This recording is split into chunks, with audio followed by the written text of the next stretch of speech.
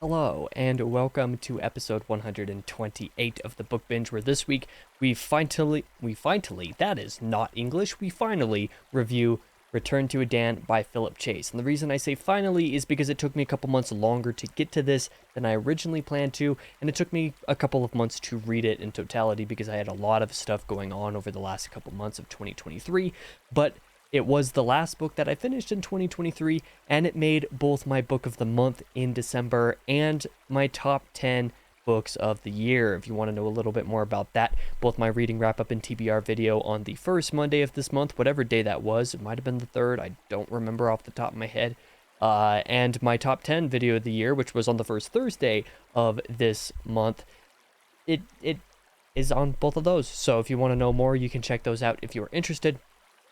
Otherwise, I kind of just want to jump straight into Return to Edan.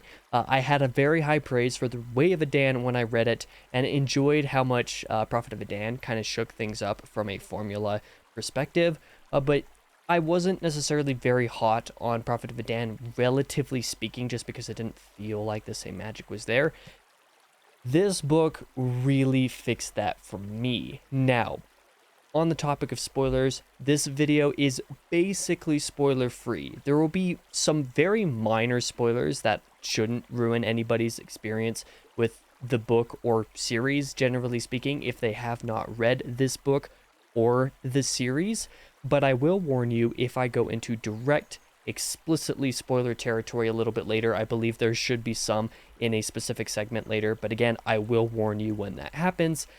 And speaking of spoilers and this book, I did do a discussion video with Philip that will be coming out next week that has both a non-spoiler section and a spoiler section for the Edan trilogy. So even if you haven't read the books, you can still check out at least part of that discussion. I believe probably around 2/3 of that discussion is spoiler free or otherwise on topics that aren't related to the Edan trilogy in a spoiler context. So both this video and that video should be mostly safe for you. Again, warnings will be applied when you need to click off or skip to the next section if there are actual spoilers. Either way, thank you for checking out this review. Let's start with what I loved about Return to Edan, the third book in the Edan trilogy, with the best cover of the series as well.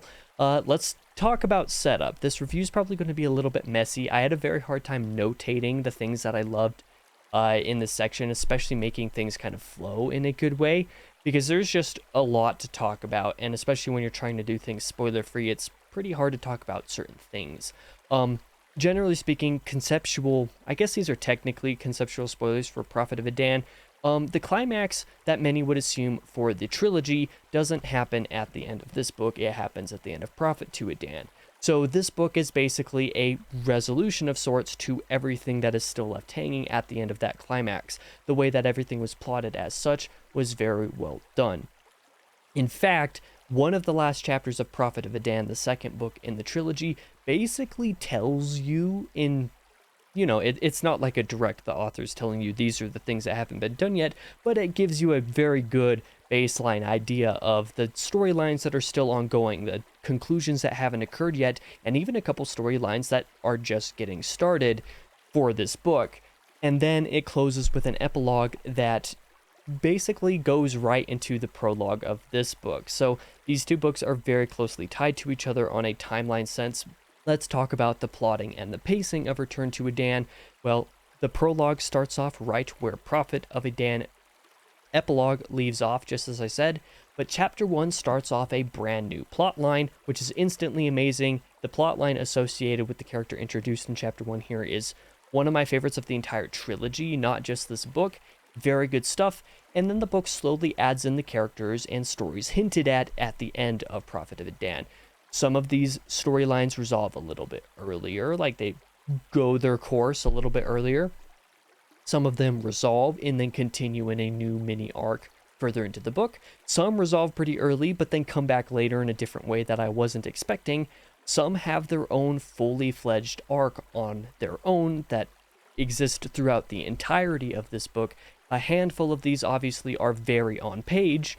A couple of them are, just as much off page as they are on page, but are implied through the telling of the story that is on page so well that it feels like they were on page, even though what would have occurred is entirely in your head. I really appreciated this aspect. And finally, all of the storylines are resolved, and all of these resolutions are good. There's only one of the storylines throughout the entirety of the trilogy, not just this finale, but the entirety of the trilogy that I would say I was even sort of unsatisfied with in the way that it closed out. I'll talk about that a little bit more in the next section, but even that is more, just general nitpicking kind of things, whereas everything else was done so well that it doesn't really matter. So for all intents and purposes, all the resolutions are acceptably good, if not amazing. Most of them are amazing. These consistencies aren't just relegated, though, to Return to Edan, as I kind of suggested here. The whole trilogy has some plot lines that you don't even realize are trilogy encompassing plot lines until you get to a point in this book. It's just like, wait a minute, that character came back. I didn't realize that character was going to be coming back, and I did not anticipate they would be serving the story in the way that they are, especially not to this degree. It's really fun and interesting to see the way that Philip has plotted the entire trilogy just really well, in my personal opinion. But now I'm going to move on to a couple of the more specific elements of the book that I really liked and appreciated. Again, these aren't spoiler related. They're just a little bit more of the specific stuff rather than, the all-encompassing character arcs or anything like that, which I don't think I actually mentioned. Character arcs through this book and the series are very good as well. But onto some of the specifics. The battles are more momentous in Return to Edan than they were in, say, Prophet of Edan, where I felt like they were a little bit too frequent and a little bit monotonous, repetitive almost. The battles are a little bit less frequent in this book, and the ones that do happen feel a lot more impactful. They have a lot more, momentousness to them. I don't think that's a word, but I'm going with it anyway. The themes and philosophical twists on the plot within this book take a more forefront seat, a la Way of Edan versus Prophet of Edan, which had a little bit more going on in the way of the action and battles, like I kind of suggested. The climaxes, both in terms of the battle sequences and in the non-battle sequences, are unbelievable because, yes, there are climaxes that occur in non-battle sequences in a fantasy book here, and those ones are arguably my favorite parts of the book.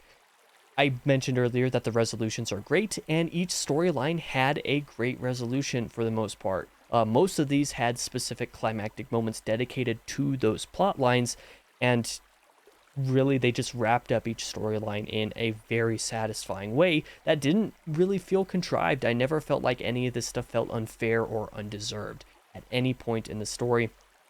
There was a dedicated climax for the plot lines associated with Asdrolad, with Torhelm, with the Alarche, with all the other different kingdoms, whether good or bad, like in a, more philosophical sense, like was it good for these people or was it good for these characters or whatever. All of these different storylines, all of these different places have some sort of resolution or climax to these storylines or to what's happened to them or what's happening to them, that it was just very enjoyable to read throughout the entire way through. Speaking of reading the entire way through, I just loved reading the book. It was infectious. Every time I picked it up, I wanted to just binge it until I was finished. I couldn't do that because of other reading obligations, but I'll tell you what, I really wanted to. After Prophet of Edan, which was a little bit slower for me to push through, this one I really wish that I could have gotten through a lot quicker than I did. But moving a little bit further along into the religious themes, I thought that they were very well done as well. This is something that Philip and I touch on in the discussion that will again be coming out next week. I believe a lot of that stuff happens in the spoiler section. I'm not 100% sure if our discussion of some of those themes are in the spoiler section or not, but I know that we mention it at some point in that discussion. And going back even to my original video review for The Way of Edan, I remember noting that the religious themes and topics kind of worried me a little bit. I thought that, there was the potential for them to be handled rather poorly, at least the way that certain things were portrayed. And after Prophet of Edan didn't really touch on the deeper aspects of some of those themes as much as I would have wanted them to, Return to Edan really handled them in what I felt was a unique and interesting way that served the story and served the themes themselves without ever feeling preachy, without ever feeling wrong. In fact, there are dynamics to this that go to show that certain, like religious bodies, for example, can be very corrupt or made up of very power hungry or corrupt people. but it can also be made up of people who genuinely believe what they're doing is good, however ill-conceived those notions are. But it can also go along the lines of genuinely good people doing genuinely good things that doesn't touch on the whole religion bad type of thing that a lot of modern fantasy authors like to do, because really what it comes down to is human nature. Human nature is flawed inherently. It's not necessarily religion that makes us this way. How a person is flawed kind of dictates how they react or how they interact with their religion or their philosophy, and I think that the Edan trilogy overall handles this aspect quite well, especially in this last book, and I never felt like I was being talked down to. Finally, one last aspect I want to touch on here is that the characters were all solid. I mentioned character arcs briefly a little bit earlier, but I want to say that all the characters were really solid. You have some of the main characters like Dayraven and Sequara, who have become even cooler and have even better interactions with the characters around them throughout the story. But then you also have all of the side characters that are directly related to some of these more main characters that are, again, very good and very well realized characters. And further than that, you have a bunch of even more, side characters, minor characters essentially, that were still quite memorable. Not all of them are like, I know exactly who that is, but all the ones who you are meant to remember, you remember, and I appreciate that about this series. Generally speaking, I feel like if you were a little bit underwhelmed with Prophet of Edan after really liking Wave of Edan like me, please read this because it totally makes up for all of that, and in fact, I think makes Prophet of Edan even better in hindsight. I'm more excited to reread this trilogy after finishing this book, and I'm arguably most excited to reread Prophet of Edan at some point because I want to read it through this new lens, my new knowledge of the series. I want to see how that story develops more in a different way. A lot of people who read that book liked it more than its predecessor. I was one of the few who didn't, but I know a few others who were kind of like me in this regard. But genuinely, if you were a little bit underwhelmed by Prophet of Edan, read this because it combines the best aspects of the two previous books in all of the best ways. But of course, there are a couple of things that I do want to note and kind of nitpick with in the bad of this section. Some of the plot lines aren't like 100% satisfying to me. Granted, they're still like 90% for the most part. King Irkonwald, specifically, that's all I'll say on that front. A couple decisions didn't hit so hard for me that I might have done a little bit differently. There was a part of one of the plot lines that involved a character that was pretty much a Christ-like stand-in that exists for a small amount of time that might seem weird to some. Like I said, none of the, religious parallels or religious aspects of the series I think are going to be necessarily super bothersome for any readers, but there was a character that was very much on that spectrum for a little bit of the page time that I think really deepens that character as a character given the situation that they're in. Trying to skirt around this in a spoiler-free way is rather entertaining, I'm sure, but that plot line, that brief section of that plot line, I should specify, might not fully work for some people the way that it did for me. Imhara's plotline should 100% have had more page time in my personal opinion, both in this book and in Prophet of Edan. And the Silverhand thing never really mattered, which I thought it kind of should have mattered a little bit more in the trilogy. Maybe it did something in the last book that I just kind of forgot about, but I don't know outside of the nickname. So it would have been cool if that had a little bit more going for it, but these issues again are a little bit more nitpicky, ultimately forgivable.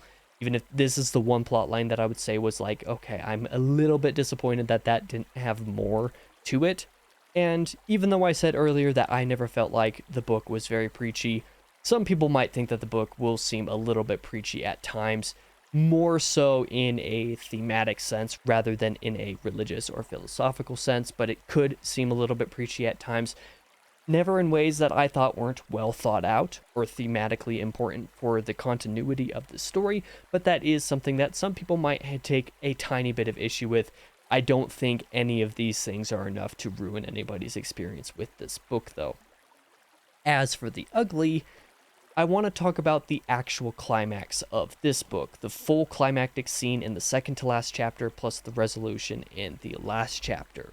I can't quite express properly how deeply I was moved by the conclusion to this trilogy, not just because of the way that it concluded this book, but because of how it concluded, the trilogy, the last 50 to 60 pages of Return to Edan had me teary-eyed for basically the entire way through. There were a couple points where I did shed a random tear, and the last few pages I actually cried a little bit.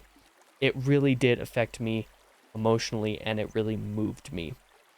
A lot of this had to do with the thematic aspects of it. A lot of this had to do with the satisfying conclusion to character arcs. A lot of this had to do with just the way that the story was wrapped up.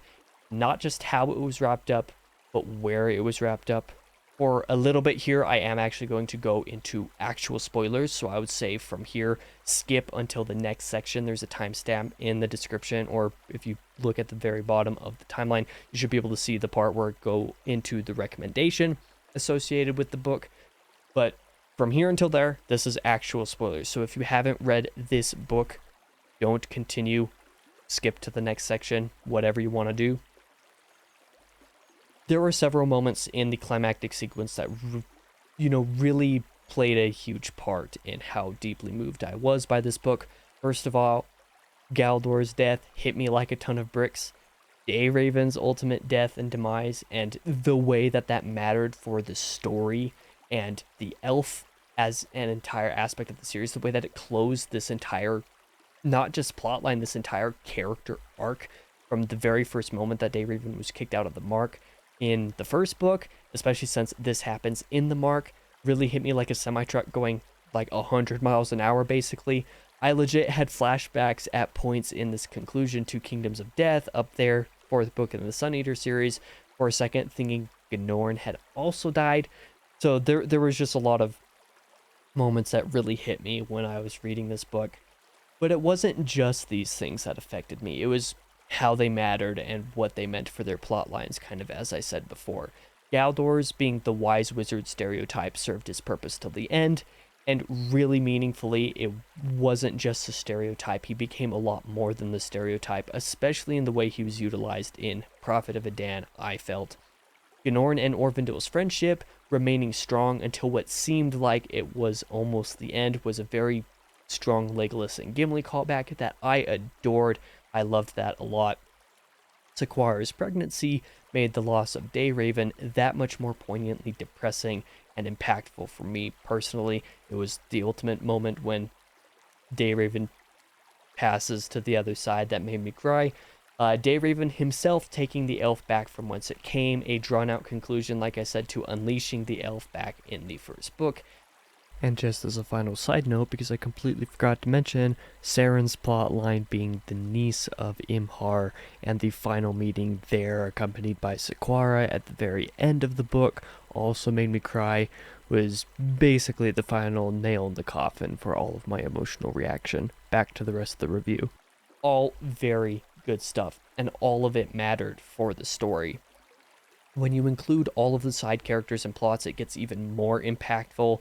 Orvindil's people mourning the loss of their king, and Gnorn suggesting that Orvindil take the throne, on top of Orvindil making the priority to invite the Dweorgs as Gnorn's people back into their own lands, was all really cool for that friendship and the implied arcs of those nations, those peoples, as such, through those characters. Abin's being able to write the songs of Galdor and Dayraven and the final battle with the elf, a battle where the mercenary company of Ettenstone from the first book makes a return, was such a great way to tie up that plot that didn't technically need to be tied up, but was, I'm very glad was tied up nonetheless. Even the way, like I said, that the Mark makes to honor Dayraven's sacrifice after refusing to listen to the man they outcast in the first act of the first book was brilliantly well done, in my opinion, because it could have been a much easier ending, but Philip chose to do the more painful and impactful ending that genuinely just made the book better. The book was better because of the way he decided to do this climax. The elf could have returned peacefully, and that just been the end of the book and the trilogy, but the haughtiness forcing Dayraven into that final showdown was beautiful. After said haughtiness is the reason that Dayraven was kicked out in the first place. Fairly, I might add, but still.